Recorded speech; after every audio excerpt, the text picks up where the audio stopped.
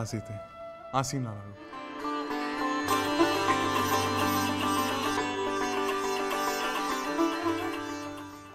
ಸೀತೆ, ಈ ಹೂಗಳ ಮೇಲೆ ನಿನಗೆ ಇಷ್ಟೊಂದು ಪ್ರೀತಿ ಏಕೆ? ಇದನ್ನ ನೀನೇ ಸಂಗ್ರಹಿಸುವೆ, ಸ್ವತಃ ಮಾಲೆ ಕಟ್ಟಿ ನನಗೆ ಅರ್ಪಿಸುವೆ. ಈ ಹೂಗಳಲ್ಲಿ ವಿಶೇಷವೇನಾದರೂ ಇದೆಯೇ? ಇದೆ ಪ್ರಭು. ನಾನು ತಮ್ಮಿಂದ ಮೊದಲ ಬಾರಿಗೆ ಕೇಳಿದ ಮಾತುಗಳು. ಈ ಹೂಗಳನ್ನು ಬೆಳೆಸಿದವರನ್ನು ಪ್ರಶಂಸಿಸಿದಿರ. ಮಿಥಿಲೆಯಲ್ಲಿ ಈ ಹೂಗಿಡಗಳನ್ನು ನಾನೇ ಉದ್ಯಾನವನದಲ್ಲಿ ಸ್ವತಃ ಬೆಳೆಸುತ್ತಿದ್ದೆ. ಹೌದೇ? ಆದರೆ ನನ್ನ ಪ್ರಶಂಸೆ ಮಾತು ನೀನು ಯಾವಾಗ ಕೇಳಿದೆ? ಪ್ರಭು, ತಾವು ಮಿಥಿಲೆಯಲ್ಲಿ ಶಿವಧನಸ್ಸನ್ನು ಭಂಗ ಮಾಡುವ ಮುನ್ನ ರಾಜೋದ್ಯಾನಕ್ಕೆ ಬಂದಿದ್ದಾಗ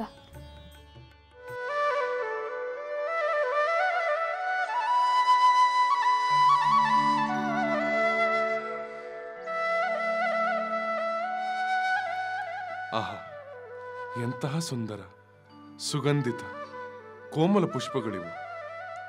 ಈ ಗಿಡಗಳನ್ನು ಎಷ್ಟೊಂದು ಶ್ರದ್ಧೆಯಿಂದ ಪೋಷಿಸಲಾಗಿದೆ.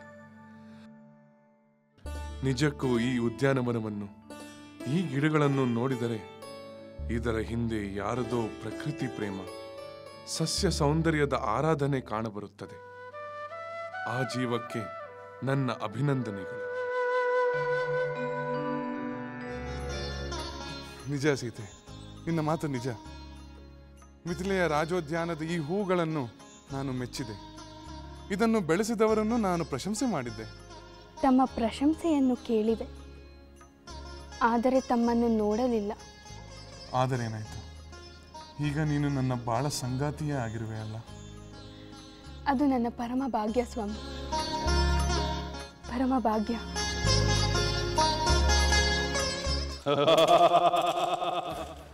ದೇವತೆಗಳಂತೆ ದೇವತೆಗಳು, ಯಜ್ಞ ಯಾಗಾದಿಗಳ ಹವಿಸ್ಸಿಂದ ಕೊಬ್ಬಿ ಮೆರೆಯುತ್ತಿರುವ ಆ ದೇವತೆಗಳ ಅಹಂಕಾರವನ್ನು ಅಡಗಿಸಬೇಕು.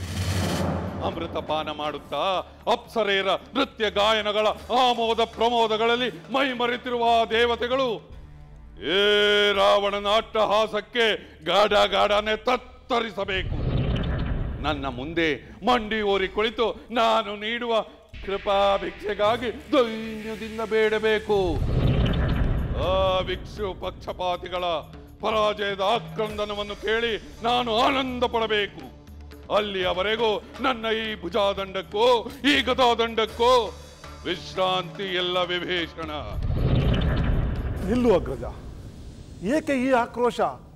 ಯಾರ ಮೇಲೆ ಇನ್ನ ಸಾಹಸೋದ್ವೇಗ? ಸಕಲ ಸುಖ ಸಾಧನಗಳಿಂದ ಸಮೃದ್ಧಿಯಾಗಿರುವ ಈ ಲಂಕೆಯಲ್ಲಿ ನೆಮ್ಮದಿಯಿಂದ ಇರೋದನ್ನು ಬಿಟ್ಟು ಏಕೆ ಈ ಅನವಶ್ಯಕ ಆಕ್ರಮಣ? ವಿಭೀಷಣ, ಸಾಕು ನಿಲ್ಲಿಸು ನಿನ್ನ ಶಾಂತಿ ಮಂತ್ರೋಪದೇಶ. ಕೇಳದೆ ಸಲಹೆ ನೀಡುವ ಉದ್ದಟತನವನ್ನು ತೋರಬೇಡ. ಬಳಸದ ಆಯುಧಕ್ಕೆ ತುಕ್ಕು ಹಿಡಿಯುತ್ತದೆ.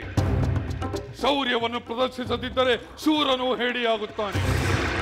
ಸ್ವಾಭಿಮಾನಿಯಾದ ಪರಾಕ್ರಮಿಯು ತನಗಾದ ಅಪಮಾನವನ್ನು ಕಂಡು ತೆಪ್ಪಗೆ ಕೂರುತ್ತಾನೆಯೇ? ಅಪಮಾನ? ಯಾರಿಂದ? ಯಾರು ಮಾಡಿದರು ನಿನಗೆ ಅಪಮಾನ? ನಿನ್ನ ಸ್ವಾಭಿಮಾನವನ್ನು ಕೆಣಕಿದವರಾರು? ಇನ್ನಾರು? ಆ ದೇವತೆಗಳು, ಆ ನಾರಾಯಣ ಪಕ್ಷಪಾತಿಗಳು ಎಲ್ಲೆಲ್ಲಿ ಇರುತ್ತಾರೋ, ಎಲ್ಲೆಲ್ಲಿ ದೇವತೆಗಳಿಗೆ ಪ್ರೀತ್ಯರ್ಥವಾಗಿ ಯಜ್ಞ ಯಾಗಾದಿಗಳು ನಡೆಯುವುದೋ ಅಲ್ಲೆಲ್ಲ ನನಗೆ ಅಪಮಾನವಾದ. ಮೊದಲು ಅದನ್ನು ನಿಲ್ಲಿಸಬೇಕು. ಹರಿಪರವಾದಿಗಳನ್ನು ನನ್ನ ಗದೆಯಿಂದ ಅಪ್ಪಳಿಸಬೇಕು. ಅದೇ ನನ್ನ ಕರ್ತವ್ಯ. ಅದರಿಂದಲೇ ನನಗೆ ಆನಂದ, ಪರಮಾನಂದ. ಅಗ್ರಜ, ಸಹೋದರ, ನಿನಗೆ ಸಂಬಂಧಪಡದ ವಿಷಯಗಳಿಗೆ ನೀನು ಚಿಂತೆ ಪಡುವುದು ಅನಗತ್ಯವೆಂದು ನನ್ನ ಭಾವನೆ. ಇಷ್ಟವಿದ್ದವರು ಹರಿಯನ್ನು ಆರಾಧಿಸಲಿ, ಇಷ್ಟ ಬಂದವರು ಯಜ್ಞ ಯಾಗಾದಿಗಳನ್ನು ಮಾಡಲಿ. ಅದರಿಂದ ನಿನಗೇನು?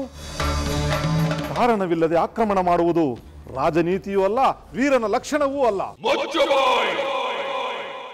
ಏ ಲಂಕೇಶ್ವರನೆಂದರೆ ಏನೆಂದು ತಿಳಿದೆ?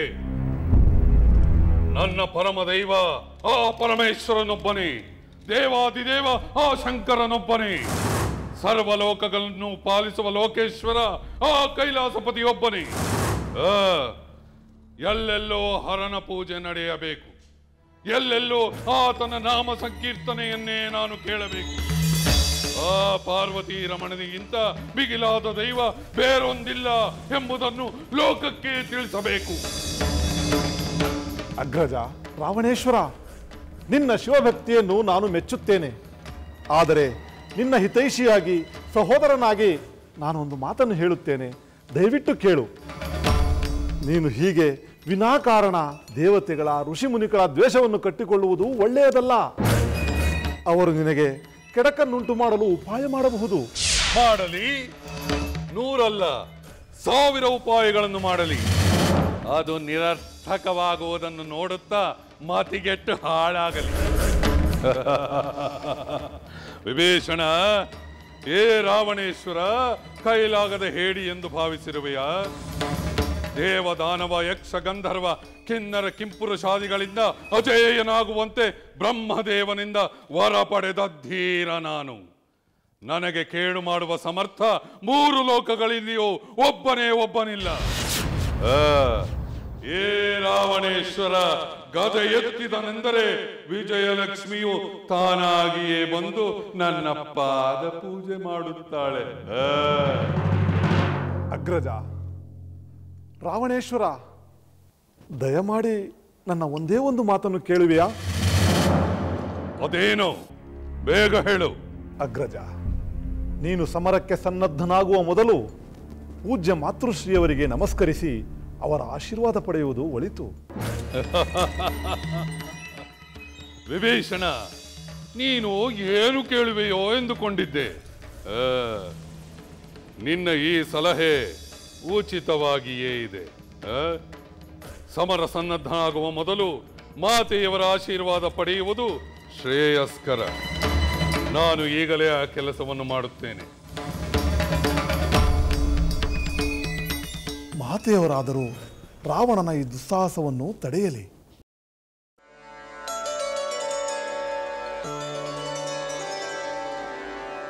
ಶುಭಂ ಕರೋತಿ ಕಲ್ಯಾಣಂ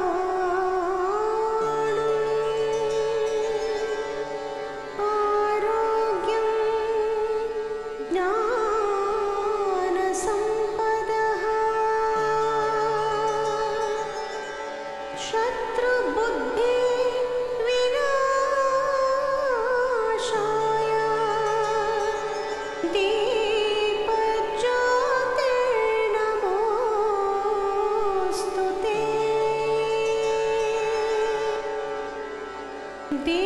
दीपज्योति परब्रह्म दीपज्योति जनार्दन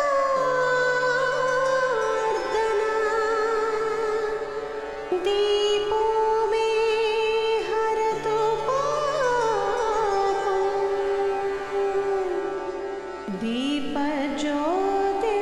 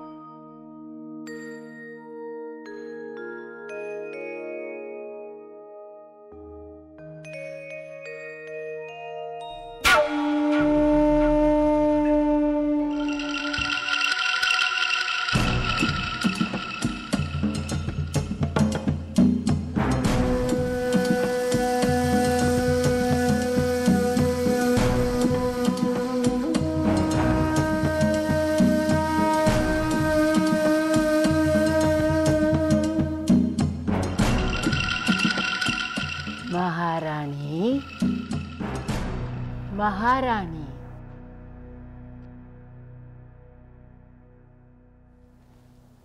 ಕೈಕೇಯಿ,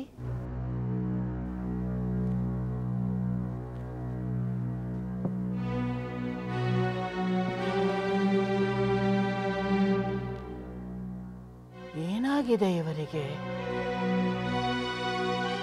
ಯಾವ ಚಿಂತೆಯೂ ಇಲ್ಲವಲ್ಲ. ಸುಖದ ಸುಪ್ಪತ್ತಿಗೆಯಲ್ಲಿ ಮೈಮರೆತು ಭವಿಷ್ಯದ ಬಗ್ಗೆ ಮರೆತು ಬಿಡುವರಲ್ಲ. ರಾಣಿಯಾಗಿ ದಶರಥನ ಈ ಅರಮನೆಯನ್ನು ಸೇರಿದಾಗಿಂದಲೂ ಇವರು ಹೀಗೆಯೇ ಯೋಚಿಸುವ ಶಕ್ತಿಯನ್ನೇ ಕಳೆದುಕೊಂಡು ಬಿಟ್ಟಿದ್ದಾರಲ್ಲ. ಛೇ, ಇವರು ಇಷ್ಟೊಂದು ಎಚ್ಚರಗೇಡಿ ಎಂದು ನಾನು ತಿಳಿದಿರಲಿಲ್ಲ. ಆದರೆ ನಾನು ಎಚ್ಚರದಿಂದಿರಬೇಕು. ನನ್ನ ಕೈಕೇಯಿಗೆ ಯಾವ ಕೇಡಾಗದಂತೆ ನಾನು ಅವರನ್ನು ನಿರಂತರವಾಗಿ ಕಾಯಬೇಕು.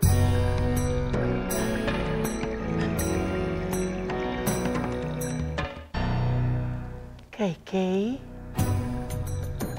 ಕೈಕೇಯಿ, ರಾಜಪುತ್ರಿ ಕೈಕೇಯಿ, ಭರತನ ಮಾತೆ ಕೈಕೇಯಿ, ಮಂಥರೆಯ ಮುದ್ದಿನ ಮಹಾರಾಣಿ ಕೈಕೇಯಿ. ಸ್ವಾಮಿ,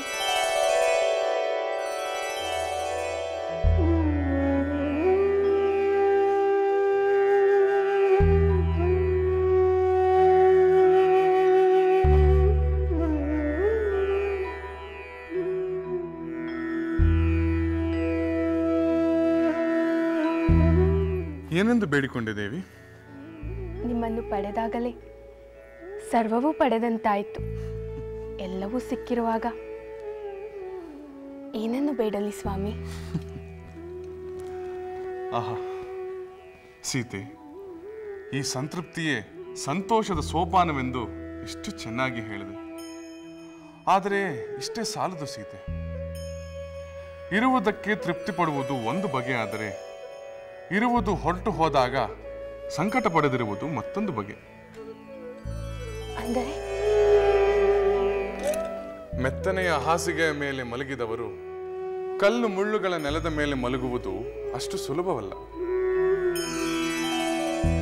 ಮನಸ್ಸಿಗೆ ಸುಖ ಕೊಡುವುದು ಸುಖ ಸಾಧನಗಳಲ್ಲ ಸ್ವಾಮಿ. ಸಮಾಧಾನದ ಭಾವನೆ, ಪರಿಶುದ್ಧವಾದ ಪತಿಯ ಪ್ರೇಮದ ಸಂಪತ್ತಿರುವಾಗ ಕಷ್ಟಗಳಿಗೆ ಕಲವಲ ಪಡುವ ಕಾರಣವೇ ಇಲ್ಲ. ಆ ನಂಬಿಕೆ ಇದೆ ಸೀತೆ, ನಿನ್ನಲ್ಲಿ ಆ ಸತ್ವವಿದೆ. ಹೊಗಳಬೇಡಿ ಸ್ವಾಮಿ. ನಿಮ್ಮ ಸಹಧರ್ಮಚಾರಿಣಿಯಾಗಿ ನಿಮ್ಮ ಸುಖ ದುಃಖಗಳಲ್ಲಿ ಭಾಗಿಯಾಗಿ ನನ್ನ ಬಾಳನ್ನು ಸಾರ್ಥಕ ಮಾಡಿಕೊಳ್ಳುವುದೇ ನನ್ನ ಧರ್ಮ. ಹೌದು ಸೀತೆ, ಪತ್ನಿಯಾಗಿ ನೀನು ನಿನ್ನ ಧರ್ಮ ಪಾಲನೆ ಮಾಡಬೇಕು, ಪತಿಯಾಗಿ ನಾನು ನನ್ನ ಧರ್ಮ ಪಾಲನೆ ಮಾಡಬೇಕು. ಆದರೆ ಪ್ರತಿಯೊಬ್ಬರು ಲೋಕ ಧರ್ಮ ಪಾಲನೆ ಮಾಡಿದಾಗಲೇ ಈ ಜಗತ್ತು ನೆಮ್ಮದಿಯ ನೆಲೆವೀಡಾಗುವುದು. ಪತಿವ್ರತ ಧರ್ಮವನ್ನು ಬಿಟ್ಟು ನನಗೆ ಬೇರೆ ಯಾವ ಧರ್ಮವೂ ತಿಳಿಯದು ಸ್ವಾಮಿ. ದೇವಿ, ಧರ್ಮ ತಂದೆಯಂತೆ ತಾಯಿಯಂತೆ, ಗುರುವಿನಂತೆ ದೈವದಂತೆ. ಧರ್ಮವನ್ನು ಮೀರಿ ನಡೆಯುವುದು ಮಹಾಪಾಪ. ಅದರಲ್ಲೂ ಸಿಂಹಾಸನವೇರಿ ಪ್ರಜಾಪಾಲನೆಯ ಕರ್ತವ್ಯ ನಿರತರಾದ ಮಹಾರಾಜರು ಧರ್ಮನಿಷ್ಠರಾಗಿರಬೇಕು. ಧರ್ಮಾತ್ಮರಾದ ರಾಜರಿಂದ ಪ್ರಜೆಗಳೆಲ್ಲರೂ ಧರ್ಮದ ದಾರಿಯನ್ನು ಬಿಡದೆ ಅನುಸರಿಸುತ್ತಾರೆ. ನಿಮ್ಮ ತಂದೆಯವರಾದ ದಶರಥ ಮಹಾರಾಜರು ಎಂಥ ಧರ್ಮಿಷ್ಠರೆಂದು ಲೋಕವೇ ಕೀರ್ತಿಸುತ್ತದೆ. ನಿನ್ನ ತಂದೆಯವರಾದ ಜನಕ ಮಹಾರಾಜರು ಏನು ಕಡಿಮೆಯೇ? ನಮ್ಮ ಇಕ್ಷ್ವಾಕು ವಂಶದಲ್ಲಿ ಬಂದ ಎಲ್ಲ ಮಹಾರಾಜರು ಧರ್ಮವನ್ನು ಮೀರದೆ ನಡೆದಿದ್ದಾರೆ. ಇನ್ನು ಮುಂದೆಯೂ ಕೂಡ ಆ ಧರ್ಮದ ಧ್ವಜ ನಿರಂತರವಾಗಿ ಹಾರುತ್ತಿರಬೇಕೆಂದೇ ನನ್ನ ಆಸೆ. ಅದರಲ್ಲಿ ಸಂದೇಹವೇನು ಸ್ವಾಮಿ? ತಮ್ಮಂಥ ಸದ್ಗುಣವಂತರಾದ ಪುತ್ರರಿರುವಾಗ ದಶರಥ ಮಹಾರಾಜರ ಧರ್ಮ ಸಾಮ್ರಾಜ್ಯವು ಕಲ್ಪಾಂತರಗಳವರೆಗೂ ಶಾಶ್ವತವಾಗಿ ನೆಲೆಸುತ್ತದೆ. ದೇವಿ, ಧರ್ಮ ಪಾಲನೆ ಮಾಡುವುದು ಅಷ್ಟು ಸುಲಭವಲ್ಲ. ನೋಡು, ಆ ಉರಿಯುತ್ತಿರುವ ದೀಪ ನೋಡು, ನಿನಗೆ ಕಾಣುತ್ತಿದೆಯೇ? ಕಾಣುತ್ತಿದೆ ಸ್ವಾಮಿ. ಇದು ತನ್ನನ್ನು ತಾನೇ ಉರಿಸಿಕೊಂಡು ಬೆಳಕು ಕೊಡುತ್ತಿದೆ. ತನಗಾಗುವ ನೋವು ಅದಕ್ಕೆ ಮುಖ್ಯವಲ್ಲ, ಬೆಳಕು ಕೊಡುವ ಕರ್ತವ್ಯವೇ ಅದಕ್ಕೆ ಮುಖ್ಯ. ಧರ್ಮ ಪಾಲನೆಯೂ ಹಾಗೆಯೇ. ತನಗಾಗುವ ನೋವು ಸಂಕಟಗಳನ್ನು ಪರಿಗಣಿಸದೆ ಧರ್ಮದಲ್ಲಿ ನಿಷ್ಠೆ ಇರಬೇಕು. ಸ್ವಾಮಿ, ಈ ಧರ್ಮನಿಷ್ಠೆ ಕೇವಲ ರಾಜರ ಕರ್ತವ್ಯವೋ ಅಥವಾ ಸರ್ವರಲ್ಲೂ ಇರಬೇಕು? ಎಲ್ಲರಲ್ಲೂ ಇರಬೇಕು ಸೀತೆ.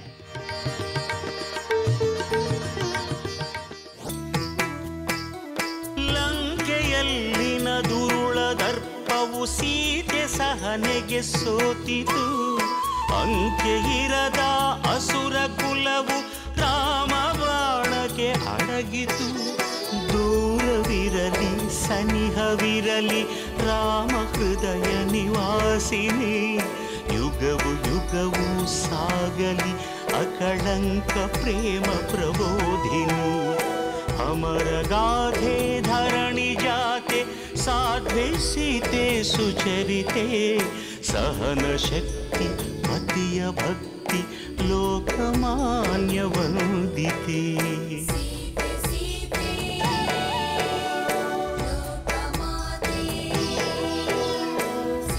ರಾಮ ಹೃದಯ ನಿವಾಸಿನಿ ಅಕಳಂಕ ಪ್ರೇಮ ಪ್ರಬೋಧಿನಿ. ಸೀತೆ ಮಾತೆ